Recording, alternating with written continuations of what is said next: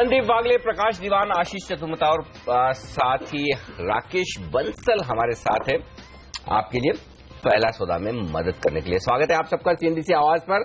शुरुआत करते हैं भारतीय बाजारों की। उससे पहले एक बार संकेत बता दूं, अमेरिका में शानदार तेजी का माहौल बना हुआ है। पिछले 2 सेशन बेहतरीन रहे हैं और उसके बाद एसजेएक्स 50 अगर आप देखें तो 8,671। वैसे तो 12 पॉइंट की प्रीमियम पर बंद हुए थे, लेकिन प्रीमियम आज बढ़ेगी, 20 से 25 पॉइंट प्रीमियम हो सकती है। तो 20 पॉइंट प्रीमियम माने तो 8,650 के आसपास खुलेंगे और ये बहुत ही बेहतरीन ओपनिंग होगी। 8,650, 8,675 वो रेंज है जहां पर शायद बाजार थोड़ा रुके तो रुके, नहीं तो 8,700 अगला टारगेट बनेगा। इस बीच देखिए हांगकांग के बाजार एकदम शांत कारोबार कर रहे हैं। निक्की थोड़ा सा ऊपर है, स्ट्रेट टाइम्स अच्छा यहाँ बहुत छुट्टियां हैं एक्चुअली यार। हांगकांग में आधे दिन है, स्ट्रेट टाइम्स भी आधा दिन है और बाकी सारे तो चीन विन ताइवान ये सब तो बंद ही है, छुट्टी के मूड में ही है। Lunar new year. हाँ लूनर न्यू ईयर। अरे ये नया साल कितनी बार आता है साल भर में? हमारे यहाँ एक वो यत्र सुदी एकम को आता है, 1 जनवरी को आता है, ये लूनार भी आता है। चलिए एनीवे छुट्टी है उनके वहां तो बढ़िया बात है। तो मजबूत शुरुआत होगी और करेंसी मार्केट पर रखेंगे नजर। 68.07 रुपए से ये था लेवल रुपए का। इस बीच इससे पहले बाजार खुले अभी वक्त है, एक और stock India bulls real estate, इस पर राय ली जाए। राकेश कितना गिर सकता है अगर चार्ट पे आपको कमजोर दिखता हो तो शॉर्ट करने के लिए आते हैं, क्योंकि नंबर तो बड़े खराब आए।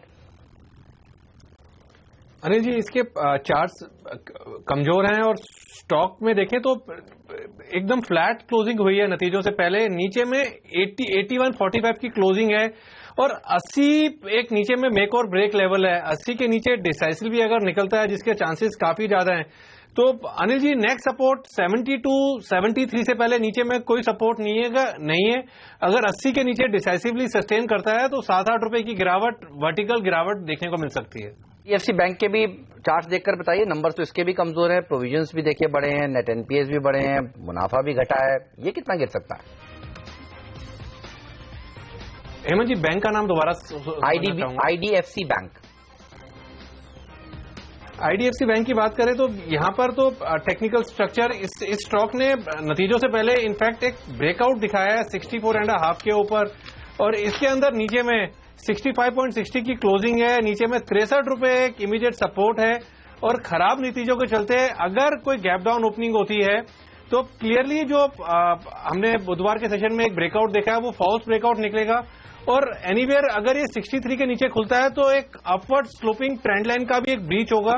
अगर 63 रुपए के नीचे निकलता है तो नीचे में 58, 59 तक इजीली गिरने का दम रखता है। अच्छा तो और खराब हो सकता है, नंबर तो खराब है। देखते हैं कि आगे किस तरह का रुझान आईडीएफसी बैंक में बनता है। लेकिन शुरुआत हो चुकी है रुपए की 10 पैसे के नुकसान के साथ करेंसी मार्केट ने शुरुआत की 68 रहा। एक्चुअली पिछले कुछ दिनों से हो यह रहा है कि 68 के ऊपर निकल नहीं रहा, रुपये 68 के आसपास आता है फिर से कमजोर हो जाता है और डॉलर इंडेक्स भी 50 बेसिस पॉइंट के मुंह में ही ट्रेड करता हुआ दिख रहा है। एक बार डॉलर इंडेक्स भी ले आएंगे तो आपको अंदाजा लगेगा। सुबह मैंने 100.5 पर देखा था, यानी 100 और 101 की रेंज में डॉलर इंडेक्स भी। हाँ 158 है इस वक्त, तो ठीक है। तो ये है रुझान डॉलर रुपये में आपके लिए। चलिए अशोक लेलैंड पर राय ली जाए। बड़े गंदे नंबर आए तो अशोक लेलैंड और स्टॉक में रनअप तो हुआ है, लेकिन अब इन नंबर्स के दम पर बेचा जाए या नीचे आए तो खरीदा जाए? वायदा कारोबार के ट्रेडर्स के लिए क्या राय है आपकी अशोक लेलैंड पर? आशीष बताइए। अजय मेरा मानना है अगर स्टॉक गैप डाउन ओपनिंग होता है और अगर से 84, 83, 50 के आसपास आता है तो थोड़ा बाइंग इंटरेस्ट इसके अंदर देखने को मिल सकता है, क्योंकि देखिए जो गिरावट है वो सिर्फ हमने देखा था परसों के सेशन में हमें देखने को मिली। बाकी ओवरऑल अच्छी एक बाइंग का इंटरेस्ट स्टॉक में लास्ट कुछ 10-12 दिनों से बना हुआ है। तो मुझे लगता है शॉर्ट्स जो लॉन्ग है वो जो वीक लॉन्ग्स है वो कहीं ना कहीं थोड़ा लिक्विडेट कर सकते हैं, बट अराउंड 83, 50, 84 इस स्टॉक के अंदर एक सपोर्ट हमें देखने को मिल सकता है। तो 83 जब तक ब्रेक नहीं करे फ्रेश शॉर्ट पोजिशन इसके अंदर मैं रिकमेंड नहीं करूँ। तो कुछ खास ऐसा गिर नहीं रहा है ये स्टॉक का और प्रकाश इसको क्लोजली ट्रैक भी करते हैं। प्रकाश थोड़े डिस्काउंट ज्यादा दिए गाड़ी बेचने के लिए और मार्जिन्स पर दबाव देखने को मिला है क्योंकि कच्चे माल की कीमतें बढ़ गई। ये बताइए आप कैसे रीड कर रहे हैं? I think any dip would be a buying opportunity, क्योंकि जो जिन कारणों से ये रिजल्ट्स में थोड़ी वीकनेस आई है वो परमानेंट नहीं है, वन ऑफ टाइप्स है। और दूसरी चीज ये है कि फाइनेंशियल ईयर क्लोजिंग तक जब हम आएंगे मार्च के नंबर्स तक, इन्होंने जो हिंदुजा फाउंड्री का बिजनेस लिया था उसमें इनको बहुत बड़ा एक टैक्स शेल्टर भी मिलना बाकी है जो अभी बुक्स पे आया नहीं। तो जब ये आया था तो आपको ख्याल हो तो स्टॉक में गिरावट भी अच्छी खासी, जब इन्होंने एक्विजिशन अनाउंस किया था तो थोड़ा दबाव इस पे रहा था। अब वो वापस से इसका बेनिफिट जो है वो मार्च के बाद मिलेगा, तो मेरे हिसाब से तो अपॉर्चुनिटी अच्छी है। I am looking at least triple digit kind of numbers. इसमें एक बार मार्च के नंबर्स आ जाए तब तक, तो यहाँ से जितना नीचे मिलता है उतनी बाइंग अपॉर्चुनिटी बढ़िया बन जाएगी। तो नीचे मिले खरीदारी कीजिए, ये राय है आपके लिए अशोक लेलैंड में। तो घबराए नहीं, नंबर्स खराब भले आए हैं लेकिन वन टाइम है, ऐसा लग रहा है 4% नीचे है स्टॉक आज। आईबुल रियल 2% नीचे खुलने के संकेत दे रहा है। ओबेरॉय रियल्टी 2.5% नीचे। गेल देखिए, गेल 2% मजबूत खुलने के संकेत दे रहा है 450 रुपए पर। तो ये स्टॉक है जो फिलहाल मजबूती के संकेत दे रहा है। तो कुछ स्टॉक्स हैं, इनफैक्ट गेल निफ्टी में टॉप गेनर नजर आ रहा है अब तक तो कम से कम। चलिए थोड़ी देर सेटल होने देते हैं बाजार को, तब तक एक काम करते हैं, देख लेते हैं स्टॉक 2020 का अपडेट और आज के 20 बेहतरीन खिलाड़ी जो इस सेशन में आपको देंगे भरपूर मुनाफा। देखिएगा।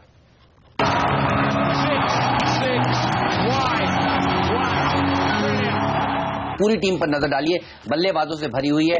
बजट से पहले आपको खरीदारी करनी चाहिए। कई सेक्टर्स में वो मैंने टीम में शामिल किए हैं, लेकिन शुरुआत नतीजों वाली कंपनियों से।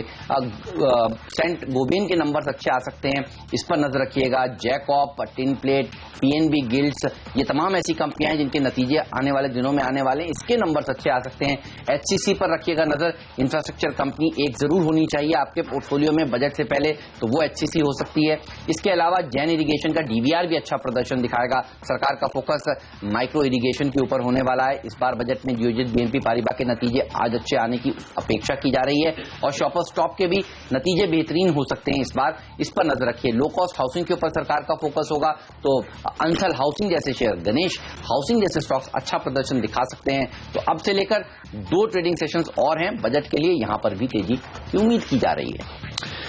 2 बिकवाली वाले शेयर्स शामिल किए हैं इसमें। एक तो विप्रो, नतीजे कमजोर है इसके, इसलिए यहाँ पे शॉर्ट करिए। और साथ ही डॉक्टर रेड्डीज के लिए अच्छी खबर नहीं है, मुकदमा दायर हुआ यूएस में, वो नेगेटिव। यूनाइटेड स्पिरिट्स में ओपन ऑफर की संभावना बन गई है, इसलिए खरीदारी।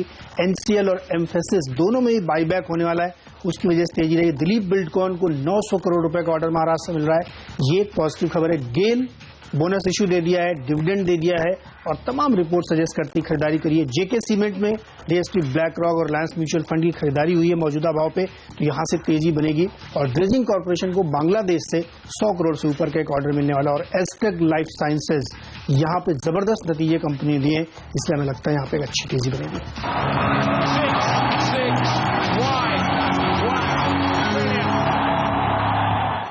ऑलराइट, तो ये वो स्टॉक्स हैं जो आज आपको अच्छा मुनाफा कमाने का दमखम रखते हैं, इन पर आपकी नजर जरूर होनी चाहिए। ब्लू स्टार, ये एक और ऐसी कंपनी है प्रकाश जिस पर आप मुझे याद है काफी समय तक बुलिश थे और इसके नतीजे भी अच्छे आए हैं। ये बताइए, अभी भी जो तेजी वाला कॉल है वो बरकरार है और आपको कैसे नतीजे लगे? 61% मुनाफा बढ़ा।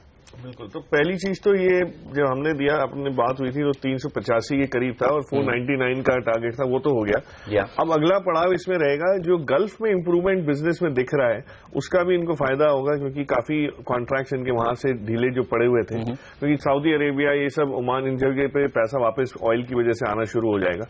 और ब्लू स्टार का यहाँ पे जो बिजनेस है उसमें इन्होंने यूनिटरी कूलिंग प्रोडक्ट्स, यानी एक सिंगल एसी यूनिट या स्प्लिट एसी बेचने की जगह इन्होंने जो सेंट्रल एयर कंडीशनिंग वाले जो बिजनेस में बढ़त हासिल की है, वो जैसे जैसे इंफ्रास्ट्रक्चर इंप्रूवमेंट होता जाएगा, जैसे इतने सारे मॉल बंद पड़े हुए हैं, इतने सारे कमर्शियल कॉम्प्लेक्सेस खाली पड़े हुए हैं, तो जैसे जैसे ये ऑक्यूपेंसी बढ़ेगी इनकी आगे चल के, तो ये इंप्रूवमेंट इनको भी बिजनेस ऑर्डर बुक में मिलेगा। तो I am quite positive, definitely इसको अभी भी लॉन्ग टर्म बेसिस पे होल्ड किया जा सकता है। फ्रेश एंट्री करनी हो तो कोई भी गिरावट पे लीजिए, यहाँ से भी 25-30% की अपसाइड तो मिलती हुई दिख रही है। 25 से 30% की अपसाइड अभी भी बन सकती है, ये राय है ब्लू स्टार पर। बड़े दमदार नतीजे ब्लू स्टार के आए तो देखना होगा। ये एक चीज मैं और देख रहा था, रिलायंस कम्युनिकेशन, मूडीज ने इसकी रेटिंग घटाई है और वॉच लिस्ट पर भी रखा है। क्या वायदा कारोबार के ट्रेडर्स को अगर है तो बेच कर निकल जाना चाहिए या शॉर्ट करना चाहिए? आशीष, क्या कहेंगे आप? ये और दूसरा, अगर टेलीकॉम पे भी कोई राय है आपकी, भारती भी खराब है, आइडिया थोड़ा ठीक ठाक। अनिल जी, आपको याद होगा लास्ट जब भी एक साल में आपने मुझसे स्टॉक पे मैंने हमेशा कहा ये स्टॉक एक कंटिन्यूस डाउनफॉल में ही चलता हुआ देखने को मिलेगा और मैं सरप्राइज नहीं होगा कि यहाँ से भी स्टॉक के अंदर में 20-30% की गिरावट हमें देखने को मिले। तो इवेंचुअली मुझे लगता है स्टॉक से बिल्कुल एग्जिट होना चाहिए, कोई लॉन्ग पोजीशंस में बनती नजर नहीं आती है और ये काफी स्टक है, मुझे लगता है बहुत लॉन्ग पोजीशंस के अंदर में स्टक है। तो जरा सा पेन भी अगर से स्टॉक में आता है तो पोजीशंस काफी लिक्विडेट होती है, जिसके चलते मेरा मानना है कि ये स्टॉक धीरे धीरे 20-22 के स्तरों को छू सकता है। ऑलराइट, चलिए तो रिलायंस कम्युनिकेशन पर नजर रखिए। चोलामंडलम इन्वेस्टमेंट एक और ऐसी कंपनी जिसने अच्छे नंबर्स पेश किए, इस पर नजर रखिएगा। भूषण स्टील के स्टॉक पर नजर होगी, जिस तरह से आईडीबीआई बैंकर्स को अरेस्ट किया गया है। अब चर्चा ये चल रही है कि शायद भूषण स्टील के लिए कुछ और लोगों की बोलियां मंगाई जाएं। पहले लग रहा था कि जेएसडब्ल्यू ग्रुप इसको खरीद लेगा, तो थोड़ा प्रेशर में आज ये रह सकता है। एम्फेसिस की बायबैक के ऊपर बोर्ड बैठक होने वाली है 31 जनवरी को, यानी अगले हफ्ते, इस पर रखिएगा नजर। और एनसीएल पर भी रखिएगा नजर, यानी निवेली लिग्नाइट, इसके ऊपर भी बायबैक के ऊपर सरकार बोर्ड बैठक, कंपनी बोर्ड बैठक करने वाली है। सरकारी कंपनी है ये, लेकिन आईटीसी ये एक बड़ा इंटरेस्टिंग स्टॉक रहने वाला है। और चार्ट्स पर पहले पूछते हैं ये कैसा लग रहा है। बागले साहब, आप देख रहे थे आईटीसी के चार्ट्स को, ये बताइए कैसा लग रहा है? क्या काफी तेजी की पोजीशंस बन रही है इसमें?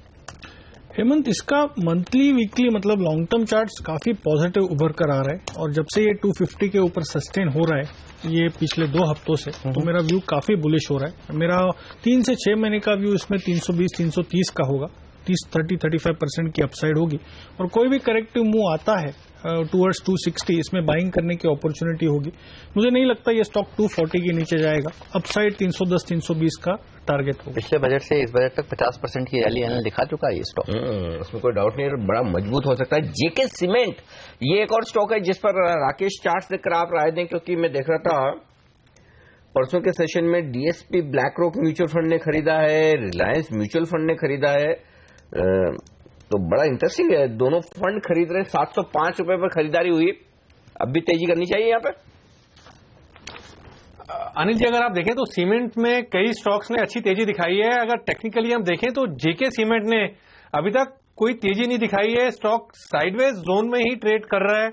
अगर हम देखें तो बुधवार का हाई लगभग 735 का था। इन्हीं स्तरों के आसपास अनिल जी ब्रेकआउट बनता है। अगर इस डील के चलते स्टॉक में कोई गैप अप ओपनिंग होती है और स्टॉक आज 732, 733 के ऊपर निकलता है तो एक अच्छा बाइंग कैंडिडेट बनता है। अनिल जी, अगर ये ब्रेकआउट मटेरियलाइज होता है तो ऊपर में 790 तक के लेवल्स मुमकिन है, एक अच्छा बाइंग कैंडिडेट है, खरीदारी करके चलना चाहिए। प्रकाश, आप कह रहे थे कि एनपीपीए यानी नेशनल फार्मास्यूटिकल प्राइसिंग अथॉरिटी ने जिस तरह से 33 एसेंशियल ड्रग्स की कीमतें घटाई हैं, आपको विम्टा लैब्स पसंद है, लेकिन उन फार्मा कंपनियों का क्या जिनकी कीमतें घटी हैं, उस पर भी एक राय दीजिए। GSK pharma, Pfizer, Sanofi, Alembic lab, लंबी लिस्ट है, डॉक्टर रेड्डी, सिप्ला, फार्मा कंपनियों का आज क्या दबाव देखने को मिलेगा इस खबर के चलते? नहीं, तो फार्मा में सारे महीने चलते ही रहेगा, क्योंकि यूएस से भी जो चेंज होना है एनवायरनमेंट वो अभी तक हुआ नहीं है, उसको भी टाइम लगेगा। और ये जो दबाव डोमेस्टिकली जो आ रहा है प्राइसिंग प्रेशर की वजह से, उसमें देखिए तो एमएनसी ज्यादा है और इन एमएनसीज की टिपिकल ये खासियत रही है, होल्डिंग रिटेल इन्वेस्टर्स की बहुत कम है, जो है वो एक अलग जनरेशन के इन्वेस्टर्स की है। नए इन्वेस्टर्स तो इसमें पड़ते भी नहीं। आज आप सनोफी पूछें तो कई लोगों को नाम ही नहीं पता है, लिस्टेड है कि नहीं ये भी नहीं पता है। तो इस टाइप की कंपनीज में इतना वो है नहीं, तो साइडवेज ही रहती है, इसमें ना गिरावट आती है बहुत ज्यादा, ना वो। हाँ, डोमेस्टिक कंपनीज में जिन पे आंच पड़ सकता है, वोकार्ड का अच्छा खासा पोर्टफोलियो है, एल्केम लैब्स का है, तो वहां पे अगर गिरावट आती है तो बाइंग अपॉर्चुनिटी रहती है, बिकॉज ये इतना इम्पैक्ट नहीं होता ईपीएस पे इन सब न्यूज फ्लो से जितना स्टॉक में आ जाता है। तो ये मिसमैच जो होता है न्यूज फ्लो की वजह से, इसका फायदा आप बाइंग साइड पे भी उठा सकते हैं। यूनाइटेड स्पिरिट्स ये एक और स्टॉक है जो लगातार तेजी दिखा रहा है, नतीजे भी ठीक आए थे और उसके बाद ये खबरें जो काफी जोर पकड़ रही है कि किसी तरह का एक ओपन ऑफर आ सकता है। आपका चैनल चेक क्या कहता है प्रकाश जी?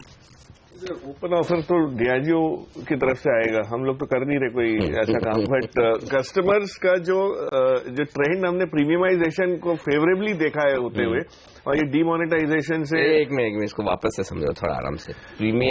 प्रीमियमाइजेशन। हाँ, तो जो डियाजियो के आने के बाद 2 चीजें जो इन्होंने चेंज की यूएसएल में, एक था कि पहले जो माल बिकता था ठेकों के थ्रू बिकता था और वहां पे डिस्काउंटिंग बहुत ज्यादा होती थी। ओके, मतलब हर एक, और खास करके नॉर्थ में आप देखें तो पहले काफी हद तक गवर्नमेंट कंट्रोल्ड आउटलेट्स थे। ओके, आपको बॉम्बे में और इस साइड में इतने नहीं मिलते इस टाइप के, बट कर्नाटका, दिल्ली, एनसीआर, ये सब जो मार्केट्स थे बड़े, वहां पे इससे बिकता था गवर्नमेंट एजेंसीज की, क्वाजी गवर्नमेंट एजेंसीज थी, वहां डिस्काउंटिंग बहुत होती थी, कैश की डीलिंग बहुत होती थी।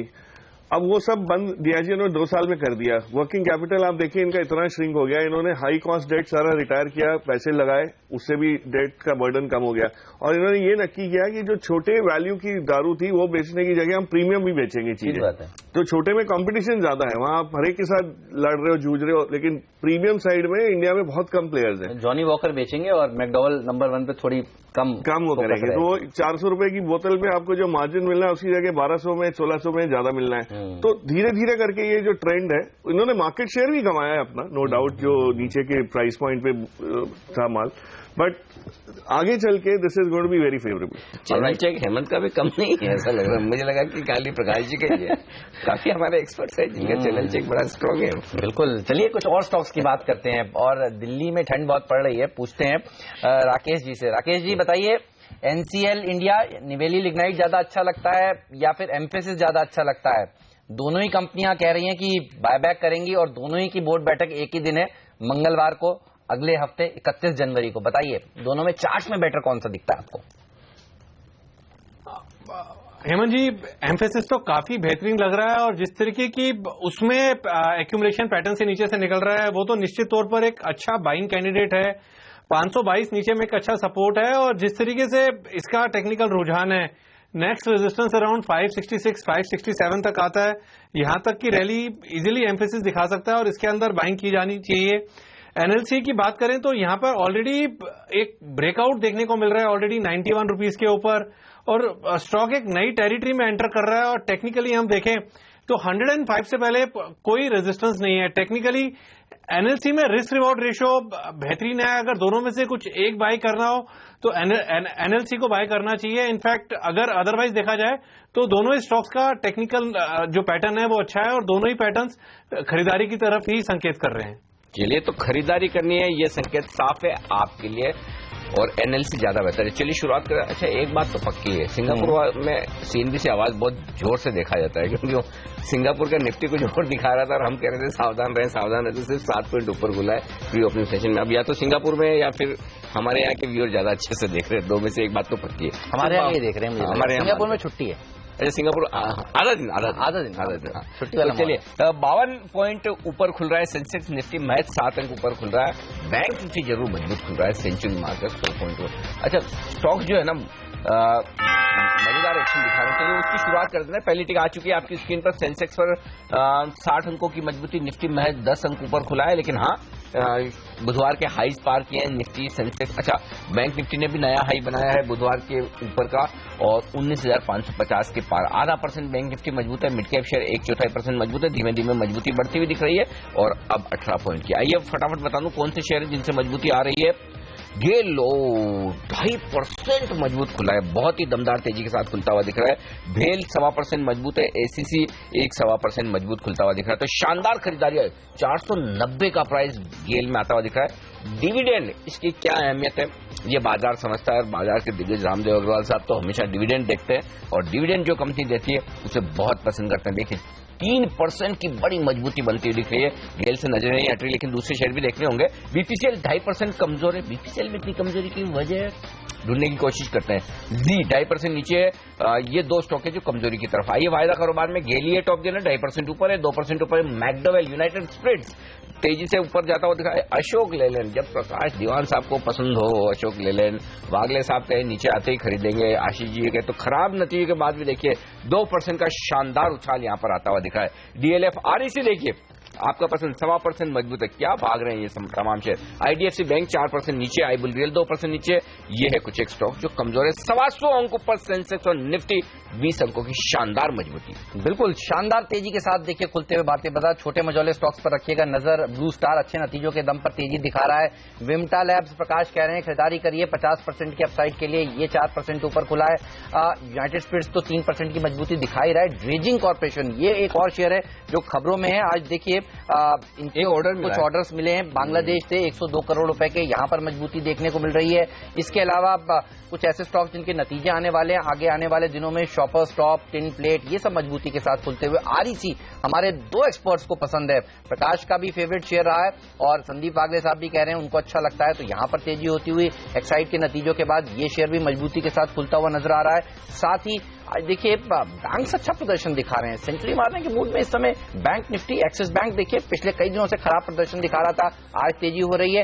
बैंक ऑफ बड़ौदा पर भी रखिएगा नजर, वागले साहब कह रहे हैं यहां पर खरीदारी होनी चाहिए। गेल ही नहीं, आईजीएल भी देखिए मजबूती के साथ आज कारोबार करता हुआ, लेकिन कमजोर क्या है, आईडीएफसी बैंक बेहद कमजोर नतीजे इसने पेश किए, एनपीएस बढ़ते हुए नजर आए और इसका असर आईडीएफसी पर भी देखने को मिल रहा है। इंडिया बुल्स रियल एस्टेट ने भी कमजोर नतीजों के दम पर कमजोरी शुरुआत आज के दिन की है। आईआरबी इंफ्रा में शुक्रवार की तेजी, माफ कीजिएगा बुधवार की तेजी के बाद आज थोड़ा सा प्रेशर बनता हुआ नजर आ रहा है। बिल्कुल, तो ये तमाम शेयर और आईटी शेयरों से दबाव बनता हुआ दिखा, लेकिन आईटी में हमें एक इंटरेस्टिंग बात दिख रही है, वो ये विप्रो उतना कमजोर है नहीं जितना होना चाहिए था नतीजे के बाद। लेकिन एक शेयर अगर बाजार कमजोर हुआ तो मुझे लगता है जो कमजोरी को लीड करेगा वो है इन्फोसिस। इन्फोसिस देखिए आप लगभग 4% नीचे आज शुरुआती कारोबार में, लेकिन ओपन इंटरेस्ट 1.5% बढ़कर आया है। तो इन्फोसिस में ओपन इंटरेस्ट बढ़ना शुरू हुआ है, इसका मतलब साफ है कि इन्फोसिस में कहीं न कहीं सेल ऑर्डर नजर आता है जो आगे चलते हुए अगर खराब बाजार हुआ तो नीचे की तरफ इस स्टॉक को दबाएगा। तो ऐसे में इन्फोसिस पर राय ली जाए, आशीष जी आप बताएंगे? जी हाँ बिल्कुल जी, मुझे लगता है क्लियरली ये स्टॉक 900 के नीचे जाने की तैयारी कर रहा है और बहुत स्ट्रांग बिल्डअप है शॉर्ट का। तो मुझे लगता है कि अब इस स्टॉक में 950, 952 के लेवल्स क्रॉस करना थोड़ा डिफिकल्ट होगा, उसको स्टॉप लॉस रख के शॉर्ट पोजीशन बनाइए। 900 के नीचे ये स्टॉक ट्रेड होते हुए देखने को मिल सकता है। ऑलराइट, तो स्टॉक पर रखिएगा नजर, लेकिन देखिए कौन से और स्टॉक्स है जहां पर तेजी हो रही है। ब्लू स्टार 5.5% मजबूत हो गया है, आरईसी 2.5% मजबूती के साथ ट्रेड कर रहा है। ये बताइए राकेश, हमारे 2 एक्सपर्ट्स को तो पसंद है, वागले साहब कहते हैं खरीदिए, प्रकाश दीवान का टॉप पिक यही है। राकेश, ये शेयर आपको कैसा लगता है? हेमंत जी, काफी स्ट्रांग टेक्निकल स्ट्रक्चर है स्टॉक में, ऑलरेडी एक ब्रेकआउट देखने को मिल रहा है और जिस तरीके से गैप अप ओपनिंग हुई है, स्टॉक एक पॉजिटिव बायस के साथ ट्रेड कर रहा है और शॉर्ट टर्म में देखें तो 158, 159 के लेवल्स क्लियरली मुमकिन है, एक अच्छा बाइंग कैंडिडेट है मौजूदा स्तरों पर। तो आशीष चतुर्मोता का भी पिक है, तो 4 एक्सपर्ट को एक शेयर पसंद है तो वो आ रही है। मेरे ख्याल से 138 पे बोला था पिछले हफ्ते आपने जी, ये शुक्रवार को हमने 138। शुक्रवार का दिन ठीक है आपके लिए, बड़ा शुभ है, मतलब शुक्रवार से शुक्रवार आप देखिए 12 रुपए अगर आरईसी जैसा शेयर बढ़ जाए और क्या चाहिए। अच्छा, एक शेयर जो गिरने के लिए तैयार हो रहा है, पीडीलाइट देखिए जरा भाई साहब, वागले साहब क्या हो गया इसमें? सुबह सुबह 18-19% ओपन इंटरेस्ट का इजाफा पीडीलाइट में, सीरीज के पहले दिन खुलते ही। कोई खबर हेमंत, कुछ नतीजों के हिसाब से कुछ ऐसा नहीं? बिना न्यूज के क्यों इतना ये स्टॉक? नतीजे हैं लेकिन 1 फरवरी को है, बुधवार, 1 फरवरी को बुधवार, अगले हफ्ते है। 18% ओपन इंटरेस्ट बढ़ा है, 2 लाख 2.25 लाख शेयरों से। कमजोर है? कमजोर है। कितना घुसेगा? 655, 660 के आसपास जा सकता है और 681 के ऊपर स्टॉप लॉस होना चाहिए। 681 का स्टॉप, नीचे कितना बता रहे हैं आप?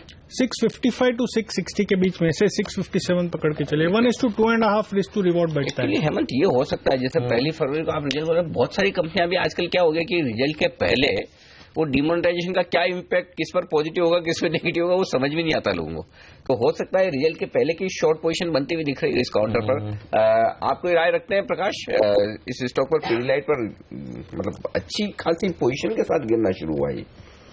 Definitely there must be some numbers की एक्सपेक्टेशन के हिसाब से ही कुछ है, क्योंकि इतने टाइम तक तो ठीक ठाक ही रहा है। सो इनफैक्ट साइडवेज जरूर रहा है, जो 740 से जो नीचे आया उसके बाद वो इसी रेंज में रहा है। बट पीडीलाइट का business is quite related to construction activity, तो वो जब तक पिकअप नहीं होगी, जब तक फर्नीचर नहीं बनना शुरू होगा और वुडवर्क का वो नहीं बढ़ावा होगा, तब तक ये तो डेफिनेटली थोड़ा सा स्ट्रगल करेगा।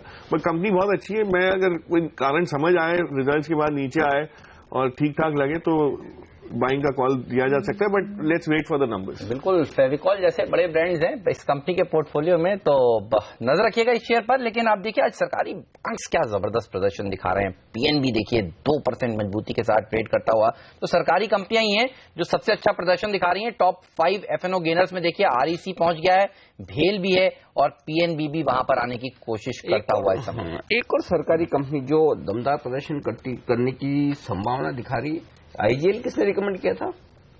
राकेश जी ने। देखिए आईजीएल में क्या हो रहा है, पीडीलाइट के बाद टॉप ओपन इंटरेस्ट गेनर है आज, और मुझे लगता है ये गेल का साइड इफेक्ट माना जा सकता है इसे, क्योंकि देखिए गेल अगर इतनी मजबूती के साथ, अच्छा गेल में सबसे बड़ी बात क्या है, बोनस बहुत अच्छा नहीं है, 3 पे 1 बोनस, मतलब अब तो ऐसा हो गया बोनस देना ही मतलब बहुत नॉर्मल चीज है, लेकिन डिविडेंड, तो डिविडेंड से जो गेल भागा है, अगर गेल डिविडेंड दे सकता तो आईजीएल क्यों नहीं? और एलएनजी के रिलेटेड कोई अगर कटौती आती है जो टैक्सेशन की, तो ये दोनों को ही फायदा होने वाला है। आईजीएल को भी होगा क्योंकि उसे प्राइसिंग पावर जो है वो बहुत अच्छी है, तो अगर गिरावट मान लीजिए टैक्सेशन में 0.5% आती है तो ये सिर्फ 25 basis point he pass on करेंगे। ये आपने बहुत महत्वपूर्ण बताई। तो पेट्रोनेट एलएनजी सबसे बेहतर हो सकता है बजट में अगर एलएनजी के ऊपर कटा, लेकिन अभी तक चला नहीं है वो, मतलब जितना आईजीएल चल चुका है, महानगर गैस चला है। अच्छा आशीष जी कुछ इशारा कर रहे हैं, आपको क्या पसंद है? मैंने पेट्रोनेट अपने कॉल में रिकमेंड किया, पेट्रोनेट आपकी बाय रिकमेंडेशन है। स्टॉक कम से कम 420 के स्तरों के लिए तैयार हो चुका है, बहुत जबरदस्त ओपन इंटरेस्ट का इजाफा स्टॉक में हो चुका है, मेरे हिसाब से बेस बन चुका है। 370 के नीचे जाते हुए मुझे डिफिकल्ट लगता है, 420 का अपसाइड। मुझे तो यही देख के मजा आ रहा है, क्योंकि आज मैंने बड़े दिनों बाद है ना पीएसयू दिए हैं सारे कि बाइंग की लिस्ट में पीएसयू रखिए, बजट प्रूफ, जो प्रकाश भी कह रहे थे बजट से पहले बजट के बाद। तो हाँ एक बार आईजीएल एक बार फटाफट मैं आपसे टारगेट रिवाइज करवा लूं। राकेश जी बताइए। अनिल जी मुझे तो री रेटिंग कैंडिडेट लगता है, ट्रेडिंग के नजरिए से मैंने 970 प्लस के टारगेट्स दिए हैं, बट जिस तरीके से अनिल जी इसका टेक्निकल स्ट्रक्चर है, ये 1000 के आंकड़े को भी शॉर्ट टर्म में तोड़ने का पोटेंशियल रखता है और काफी बड़ी अपसाइड आईजीएल में देखने को मिल सकती है। तो हम लगातार चैनल पर बता रहे हैं कि जिस तरह से ऑयल मार्केटिंग कंपनियों ने आपको रिटर्न्स दिए हैं, अगला जो रिटर्न दे सकते हैं वो गैस वाले स्टॉक्स दे सकते हैं। आईजीएल अब पेट्रोनेट एलएनजी पर भी रखी नजर, ये भी देखिए मजबूती के साथ ट्रेड करता हुआ नजर आ रहा है, और पिछले कई दिनों से अगले साहब इन दोनों स्टॉक्स की हम लोग जिक्र कर रहे हैं। इस समय चार्ट पर आपको दोनों में से बेटर कौन सा दिखता है?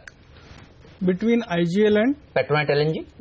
नहीं, आज तो मैं आईजीएल के साथ ही जाऊंगा। तो आईजीएल बेहतरीन शेयर है, इस पर नजर होनी। शॉर्ट टर्म में आईजीएल बेटर है, लॉन्ग टर्म में दोनों अच्छे हैं। अच्छा अब आप देखिए अशोक लेलैंड, लोग कह रहे थे कमजोर नंबर आए, ब्रोकरेज हाउसेस थोड़े से निराश थे, लेकिन क्या तेजी यहां पर देखने को मिल रही है, और हमारे दोनों ही एक्सपर्ट कह रहे थे कि इस शेयर को आपको खरीद कर रखना चाहिए। आशीष आप बताइए, अशोक लेलैंड आपका क्या व्यू है इस पर? देखिए जैसे मैंने कहा कि इसके अंदर ऐसी जिस तरह की पोजीशन बनी है उसमें मुझे वीकनेस बिल्कुल भी नजर नहीं आती, और जिस तरह से अब ये निकल रहा है तो एक शॉर्ट कवरिंग का कैंडिडेट बन रहा है। 93, 94 के टारगेट्स इसके अंदर देखने को मिल सकते हैं, तो मुझे लगता है क्लियर बाय है। और आपका 3 डिजिट का टारगेट है? बिल्कुल बिल्कुल, मार्च के नंबर काफी दिनों से इस पर बुलिश। यस, मार्च तो इसमें वही मैं कह रहा था, गिरावट अगर आती है तो लेने लायक है, पर अब मिली नहीं। बट ये वैसा है जैसे यूनाइटेड स्पिरिट्स अब लोगों को समझ आ रही है, जब डियाजियो ने ओपन ऑफर करना शुरू किया, मिल तो रहा था पहले 2000 के नीचे भी, तो आज फ्राइडे इफेक्ट भी 4.5% ऊपर हो गया है। बिल्कुल, आपका जो चैनल चेक है वो काम आ रहा है। एक स्टॉक हेमंत जो वागले साहब का फेवरेट कौन सा? जो अनिल जी की गाड़ी में है। अरे भाई गॉड, मेरी गाड़ी में, मतलब इतना मेरी गाड़ी में नहीं है। नहीं है तो ये तो आप एक बार बता चुके हैं। सीएट देखिए टॉप सेकंड नहीं टॉप 3rd गेनर है ओपन इंटरेस्ट में। हाईएस्ट ओपन इंटरेस्ट गेनर है पीडीलाइट, फिर है आईजीएल जिसका हम जिक्र कर चुके हैं। आईजीएल तो क्या दौड़े जा रहे हो, राकेश जी के स्टॉक भी, मतलब भले राकेश जी बैठते दिल्ली में हो, लेकिन दिल्ली तो सब कंट्रोल करता है ना, आपको पता ही है, मतलब देश की राजधानी है। गजब का कंट्रोल है मार्केट में राकेश जी, और स्टॉक्स में देखिए राकेश जी का स्टॉक इतना भाई। सीएट तीसरा स्टॉक है जहां हाईएस्ट ओपन इंटरेस्ट आज बना है, 5.5% ओपन इंटरेस्ट बढ़ गया, 1.5%। तो सीएट पे तो मैं किसी और से राय लूं वो ठीक नहीं होगा, क्योंकि वागले साहब इतने चार्ट्स परफेक्ट पढ़ते हैं, दोनों तरफ पढ़ते हैं, तेजी करनी हो या मंदी करनी हो, सीएट में इनसे बढ़िया कोई चार्ट नहीं देखता। 1225 का टारगेट है, और एक बात मैं बोल दूं, ये आज का है, आज का इंट्राडे छोटा है, अगर वो निकलता है तो 1260 का है, जो 2-3 दिन में आ सकता है। बजट है तो 2 दिन के ऊपर बात करना ठीक भी नहीं है। मैं स्टॉप लॉस दूं, वो इम्पोर्टेंट है, 1198 का स्टॉप लॉस होगा। और एक बात अनिल जी के बिहाफ पे कह दूं, अनिल जी गाड़ी कोई भी यूज करे टायर्स यही होंगे। मतलब अगली गाड़ी भी खरीदेंगे तो टायर सीएट का ही लगाएंगे। क्या बात है। चलिए तो इस नोट पर वागले जी से विदा लेते हैं। वागले जी को आज बहुत सारे काम है, तो वागले जी थोड़ा हमारे साथ आज नहीं बैठ पा रहे हैं। शुक्रिया सर, लेकिन समय निकालने के लिए। और इन सब आज जो आप जल्दी जा रहे हैं 2-3 स्टॉक नहीं तो आप और आइडेंटिफाई करते, कल उसकी भरपाई कर दीजिएगा। ठीक है, चलिए मंडे आई मीन यस। और स्टॉक्स पर नजर रखिए। देखिए इंडिया बुल्स, रियल एस्टेट, ये सब नीचे हैं क्योंकि नंबर दरअसल कमजोर है। आईडीएफसी में भी देखिए कमजोरी देखने को मिल रही है। Tata steel, Vedanta, Hindalco, JSW steel, आज मेटल शेयर थोड़े देखिए कमजोरी के साथ ट्रेड कर रहे हैं। तो मेटल में अच्छी रैली पिछले हफ्ते हो चुकी है, आज यहां पर थोड़ी सी दबाव देखने को मिल रहा है। लेकिन आप देखिए भेल जैसे काउंटर, आज तो सरकारी कंपनियों का ही दिन है। अच्छा, आरईसी के बाद क्या पीएफसी भी अच्छा प्रदर्शन दिखाएगा? ये एक बड़ा सवाल है। पीएफसी, आशीष, ये कैसा लगता है आपको?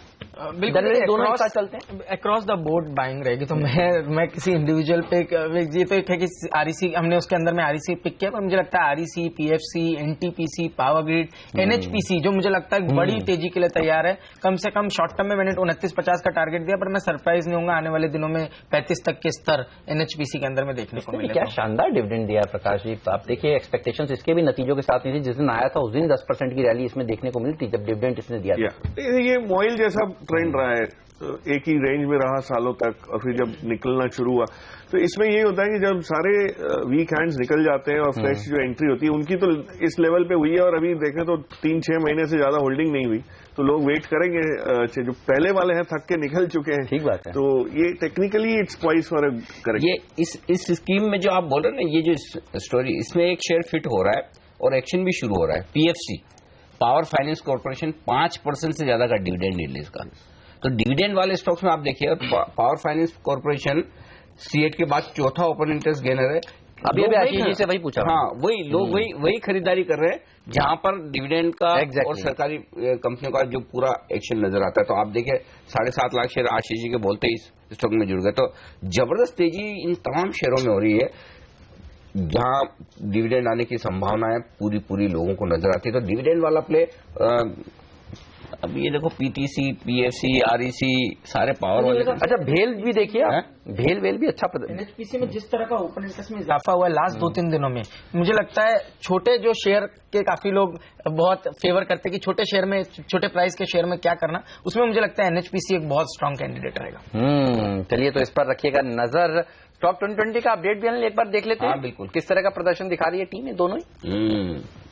आइए देखते हैं कौन से शेयर भाग रहे हैं। जरा भाई थोड़ी देर में एक बार हम वो लेके आते हैं, तब तक मैं एक बार फटाफट। अच्छा, आ गए।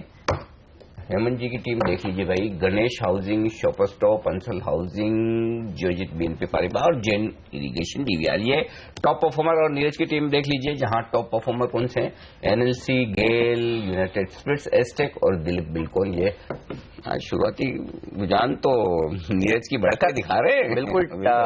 अच्छा, नीरज ने पिछले सेशन में भी बहुत जबरदस्त प्रदर्शन दिया, 5.5%। हमने तो कहना शुरू कर दिया, आप दोनों टीम मिलाकर देखिए, फायदा तो देखिए दर्शकों को। हाँ, मोटा मोटी ये हो रहा है कि रोज मैं देख रहा हूँ 6-7% के रिटर्न, 5 से 9% के रेंज में दोनों टीमों के मिलाकर रिटर्न आ रहे हैं। तो मतलब दमदार प्रदर्शन होता हुआ दिखा है। चलिए, दमदार प्रदर्शन तो जारी है बिल्कुल पूरी तरह से सरकारी कंपनियों का। और सरकारी कंपनियों में आईजीएल, पीएफसी, गेल, ये 3 टॉप गेनर है। एक और स्टॉक हेमंत जो बड़े एक्शन के लिए दिखता है वो है, आज फिर से आता हुआ दिख रहा है, एसआरएफ। डेज हाई पर ट्रेड कर रहा है, ओपन इंटरेस्ट बढ़ना शुरू हुआ है इस स्टॉक में भी। आप देखिए 2% की मजबूती है। एसआरएफ का शेयर आपके सामने लेकर आएंगे। एसआरएफ के चार्ट्स पर राय ली जाए या एफएनओ में, वो देख लेते हैं। एक बार चार्ट भी तैयार रखे आप राकेश। एसआरएफ पर क्या राय रखते हैं?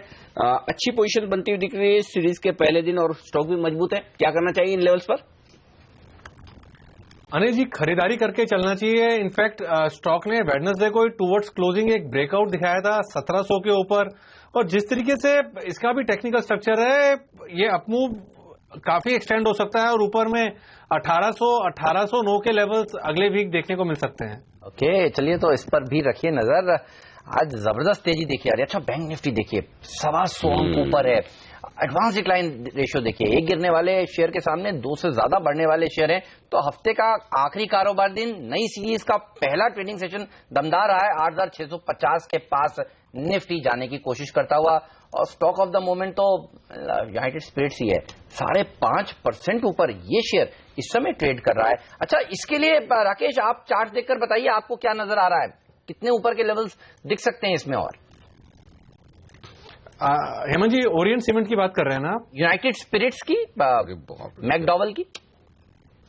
या अगर आप यूनाइटेड स्पिरिट्स की बात करें तो हेमंत जी काफी पॉजिटिव यहाँ पर टेक्निकल स्ट्रक्चर है। इनफैक्ट नीचे से एक अच्छा रिवर्सल देखने को मिला है स्टॉक के अंदर, और जिस तरीके से यहाँ पर रुझान है ऊपर में क्लियरली आप देखें तो 2250, 2255 के लेवल्स को इसने अच्छी वॉल्यूम्स के साथ इसने तोड़ा है और टेक्निकली स्टॉक एक रेजिस्टेंस के आसपास ही अभी ट्रेड कर रहा है 2350 के अराउंड, और ऊपर में आप देखें तो अगर 2350 के ऊपर सस्टेन करता है तो 2380, 2385 के लेवल्स देखने को मिल सकते हैं। ऑलराइट, तो इस पर रखिए नजर। और देखिए ड्रेजिंग, पावर ग्रेड, पीएफसी, ये सारे स्टॉक्स हैं जिन्होंने आज फिर से नया 52 हफ्ते का उच्चतम स्तर छुआ है।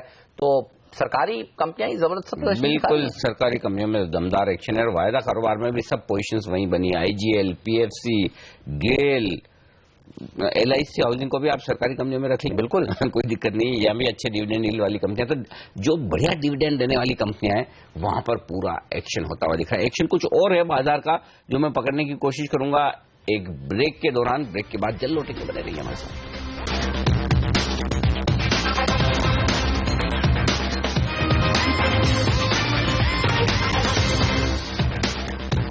137 अंक ऊपर है सेंसेक्स, निफ्टी पर 37 अंकों की मजबूती और आज का हाई देखिए निफ्टी पर एग्जैक्ट 8,649.35। तो 8,650 का टारगेट अचीव मानेंगे हेमंत? बिल्कुल मानेंगे जी। चलो थैंक यू।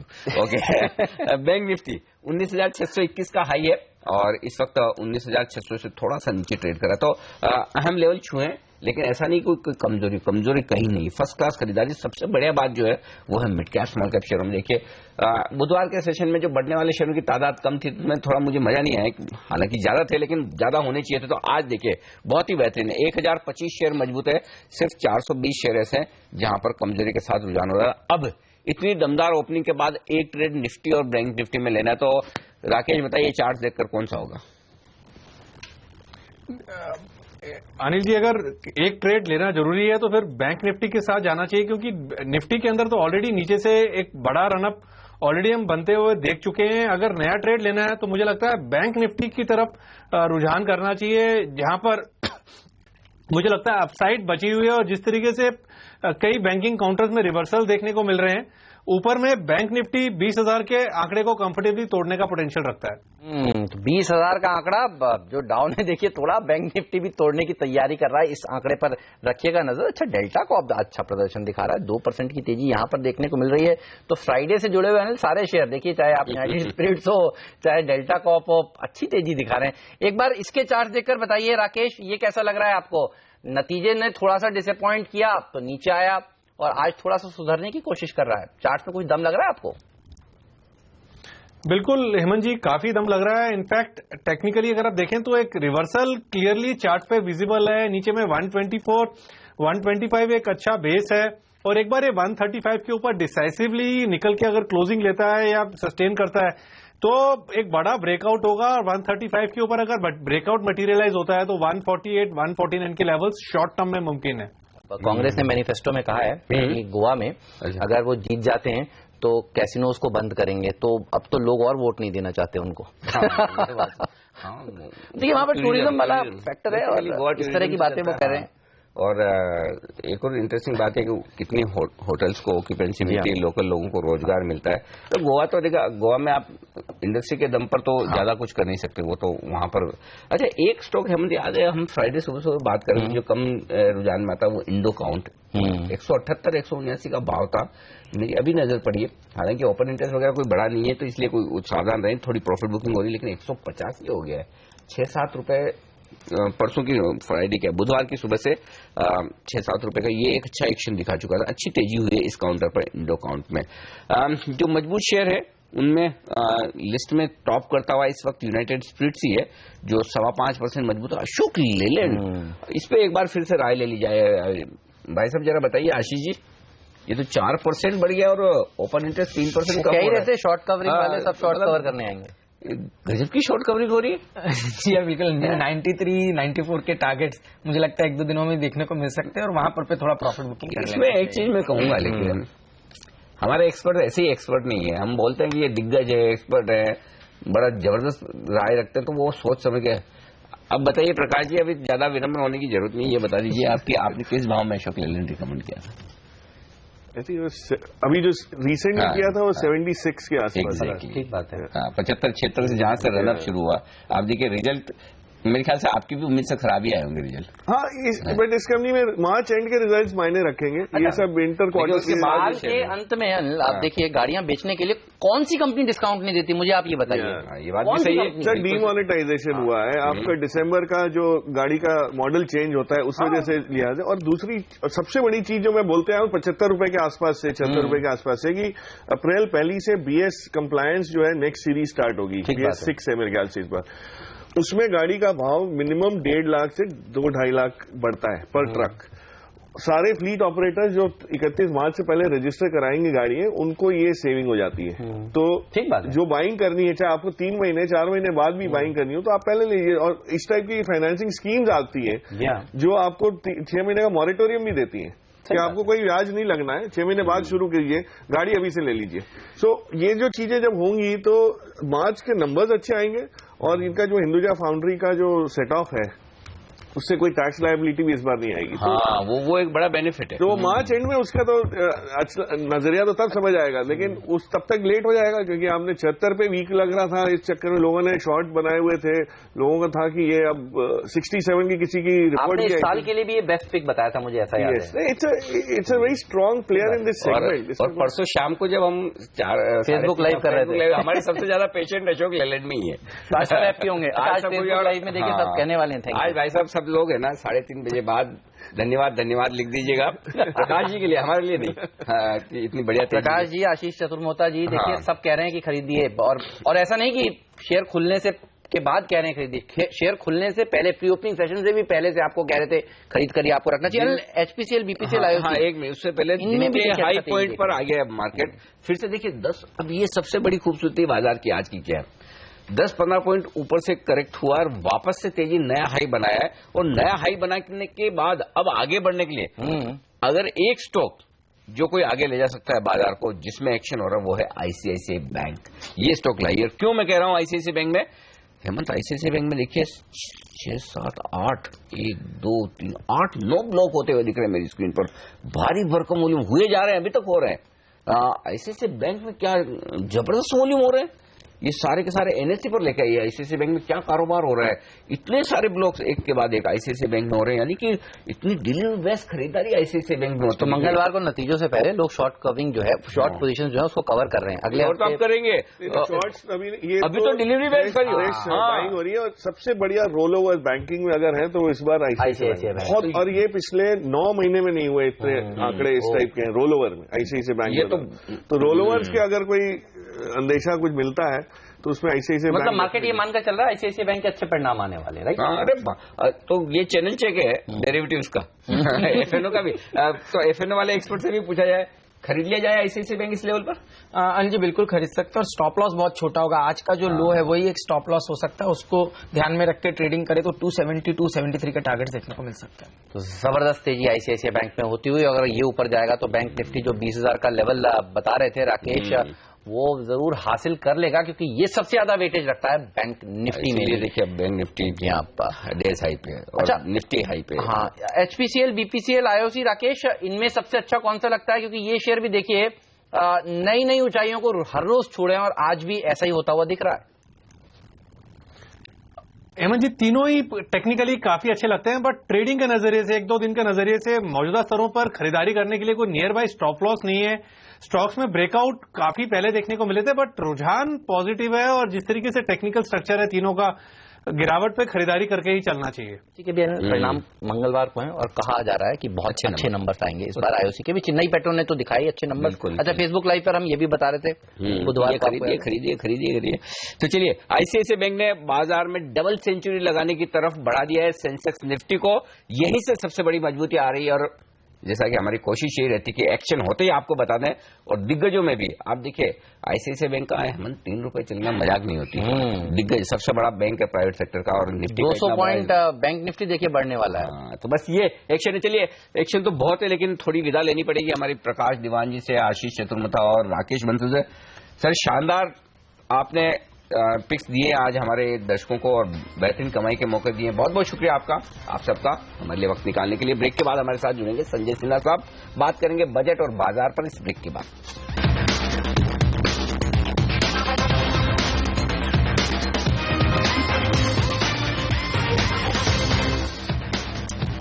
बाजार मजबूती के साथ कारोबार करता हुआ दिख रहा है सीरीज की दमदार शुरुआत और हमारे साथ बाजार के जाने माने दिग्गज सिट्रस एडवाइजर्स के फाउंडर संजय सिन्हा साहब कार्यक्रम में शामिल हो रहे हैं। सर गुड मॉर्निंग, स्वागत है आपका सीएनबीसी आवाज पर। पहली राय तो आपसे बाजार की शानदार तेजी पर ही लेना चाहता हूं। जबरदस्त एक्शन हुआ है बजट से ठीक पहले, क्या लग रहा है सर आगे का डायरेक्शन? देखिए मुझे अनिल जी थोड़ी सी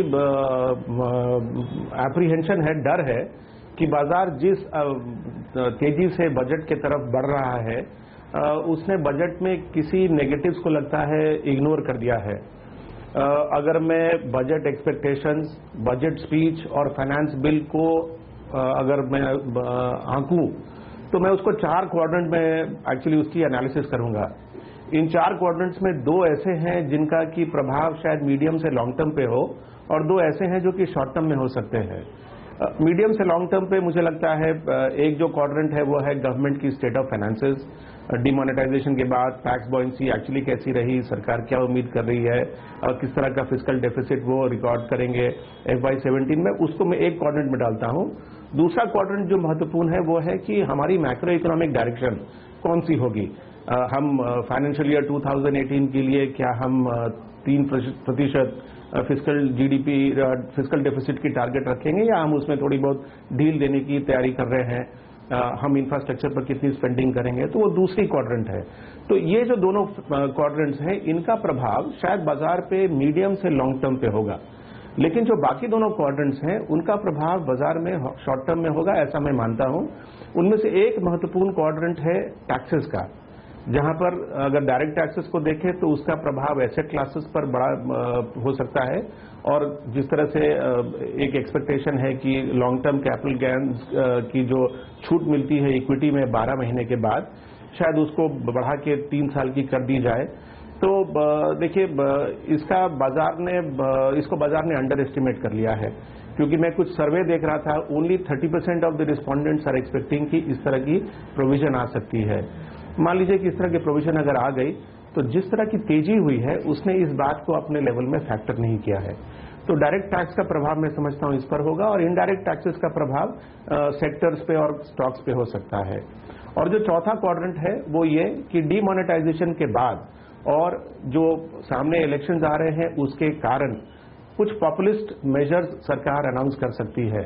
तो ये जो दोनों क्वाड्रेंट हैं टैक्स प्रोविजंस के और पॉपुलिज्म के, इनका प्रभाव बाजार पे शॉर्ट टर्म पे हो सकता है और मेरी डर इस बात से है कि इतनी तेजी जो हो रही है शायद ये जो प्रभाव हो शॉर्ट टर्म में नेगेटिव हो, कुछ प्रॉफिट टेकिंग या करेक्शन की संभावना बन जाती है।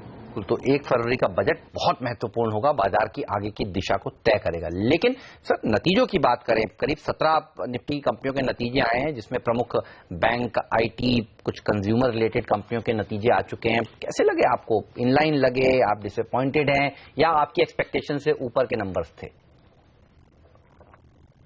मुझे लगता है कि जिस तरह की एक्सपेक्टेशन थी उससे इन कंपनियों के नतीजे जो हैं थोड़े से अच्छे ही रहे और शायद ये जस्टिफाई करता है कि हम 8000 से लेके आज 8650 पॉइंट निफ्टी के जो लेवल पे पहुंच गए हैं उसमें काफी हद तक हम ये मान सकते हैं कि ये जो कॉर्पोरेट परफॉर्मेंस की इंप्रूवमेंट है इसका योगदान रहा है। लेकिन देखिए अभी कुछ और भी महत्वपूर्ण नतीजे हैं जो कि आने बाकी हैं और जिस तरह की ये रैली हुई है 650 पॉइंट की, मतलब करीब करीब 8% की रैली हुई, इतने भी अच्छे रिजल्ट नहीं हुए कि हम उसको जस्टिफाई कर दे। खैर लेकिन बाजार तो बाजार है, वो बहुत शॉर्ट टर्म में इतना एक्यूरेटली कॉर्पोरेट परफॉर्मेंस को अपने लेवल्स में कैलिब्रेट नहीं करता है। तो हम ये समझ सकते हैं कि शायद बाजार में ये ऑप्टिमिज्म बन रहा है कि डीमोनेटाइजेशन का जो भय था कि वो कॉर्पोरेट परफॉर्मेंस को काफी लंबे समय के लिए और काफी हद तक नेगेटिवली अफेक्ट करेगा, शायद वो प्रभाव बाजार और कॉर्पोरेट परफॉर्मेंसेस पे नहीं आया है, तो बाजार उसको लेके हर्षोल्लासित हो रहा है। देखिए 30 दिसंबर को आपने जो अपने चैनल पे मुझे बुलाया था तो उस समय मैंने कहा था कि 4 फैक्टर्स हैं जो कि वर्ष 2017 में बाजार को डोमिनेट करेंगे।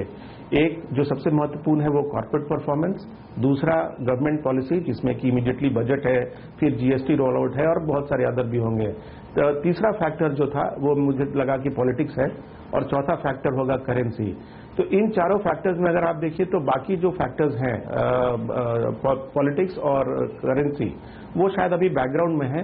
ये जो गवर्नमेंट पॉलिसी और जो कॉर्पोरेट परफॉर्मेंस है वही डोमिनेट कर रहे हैं। तो कॉर्पोरेट परफॉर्मेंस ने सहारा दिया है, लेकिन मैं समझता हूं कि एक इवेंट रिस्क भी हमारे सामने है। तो सर बजट के पहले जैसा आप थोड़ा सावधानी वाला माहौल बता रहे हैं, थोड़ा प्रॉफिट बुक करना चाहिए, तो खरीदारी करनी हो तो क्या फिर बजट के बाद ही खरीदें, फिलहाल इंतजार करें, या अगर अभी खरीदारी करनी हो तो कौन से थीम सेक्टर्स आपको पसंद है सर? तो देखिए, मैं मानता हूं कि आप अगर बजट को एक बड़ा महत्वपूर्ण इवेंट मानते हैं तो अपने आप को इस तरह से पोजीशन करिए कि 50% आपकी एक्सपोजर बजट के पहले है तो उसको बरकरार रखिए, और बाकी की 50% की डिप्लॉयमेंट जो है वो आप बजट के बाद करें। बजट जिस तरह से भी आए, जो एंड्योरिंग थीम मुझे लग रहा है जो बाजार में प्ले करेगा वो होगा सिक्लिकल थीम 2017 का। और इसमें अगर मुझे स्ट्रैटिफाई करना है कि हम किस तरह से सेक्टरों की चुनाव करें, तो सबसे ऊपर मेरे ख्याल से बैंकिंग एंड फाइनेंशियल सर्विसेज रहेंगी, उसके बाद इंफ्रास्ट्रक्चर, और उसके बाद ऑटोज। अच्छा, बजट के बाद सबकी नजरें फिर हो जाएंगी कि चुनाव में कौन सी पार्टी जीत कर आती है। कुछ नए ओपिनियन पोल्स जो सामने आए हैं जो मोदी जी के ऊपर किए गए हैं आज तक द्वारा, वो कह रहे हैं कि 360 सीटें आ सकती हैं, और अकेले बीजेपी अगर आज चुनाव हो जाए देश भर में आम चुनाव तो 305 सीटें ला सकती हैं। 2014 में 282 सीटें आई थी। ये बताइए, ये सब आपको क्या इशारा दे रहे हैं? अगर उत्तर प्रदेश में बीजेपी जीत जाती है तो क्या बाजार में और तेजी होगी? निसंदेह, क्योंकि बाजार हर स्टेट इलेक्शन को सेंट्रल गवर्नमेंट का रिफरेंडम मानती है। ये अगर आप रैशनल बेसिस पर देखें तो ये उचित नहीं है, लेकिन बाजार तो बाजार है, बहुत ज्यादा रैशनल हर समय तो होता नहीं। इसलिए मुझे लगता है कि यूपी इलेक्शन में कौन सी पार्टी जीत के आगे आती है उसका असर बाजार के लेवल्स पे शॉर्ट टर्म पे जरूर पड़ेगा। शायद वो इस कारण से भी है कि लोग समझते हैं कि सरकारी जो पॉलिसीज हैं वो बहुत स्टेट इलेक्शंस के आउटकम को नजर में रख के की जाती हैं, लेकिन अगर आप एक्चुअल तौर पे देखें तो डीमोनेटाइजेशन ऐसा इतना बड़ा निर्णय सरकार ने तो इलेक्शन के पहले लिया, और उन्होंने ये रिस्क वाला चुनाव किया। तो रैशनल बेसिस पर देखें तो शायद वो ना हो उस पर इलेक्शंस का असर, लेकिन शॉर्ट टर्म में श्योरली बाजार इस इलेक्शन के रिजल्ट पर रिएक्ट करेगा। बहुत बहुत शुक्रिया सर आपका हमारे लिए वक्त निकालने के लिए, और बजट और बाजार पर अपनी राय हमारे दर्शकों के साथ शेयर करने के लिए। तो बेहद दमदार और मजबूत शुरुआत की है भारतीय बाजारों ने फरवरी सीरीज के पहले दिन। शानदार एक्शन। पहला सौदा में आज के लिए इतना ही, लेकिन आप बने रहिए सीएनबीसी आवाज के साथ, क्योंकि आगे का एक्शन लेकर आएंगी प्रियंका संभव जो दिल्ली से हमारे साथ जुड़ेंगी कमोडिटी बाजार की ओपनिंग से लेकर आपके तमाम सवालों के जवाब तक। फिलहाल हम दोनों को दीजिए इजाजत। नमस्कार।